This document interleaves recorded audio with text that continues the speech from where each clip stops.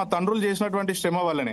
అట్లాంటిది ఇయాల మొన్న చూసుకున్నట్టు ఏదుంటే టెర్రరిస్టులను కూడా వదిలిపెడుతున్నటువంటి సందర్భాలున్నాయి.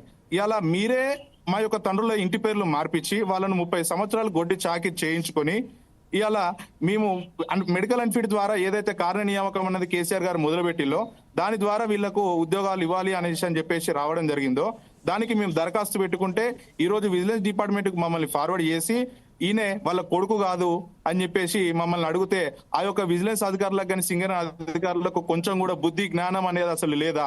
ఎందుకనంటే నేను ఈ రోజు పుట్టింది కూడా సింగరేణి ఏరియా హాస్పిటల్లో మాత్రమే. ఆ రోజు ఏదైతే మన సింగరేణి ఏరియా హాస్పిటల్ పుట్టినప్పుడు మమ్మల్ని సింగరేణి బుక్ అనేది ఒకటి ఉంటది.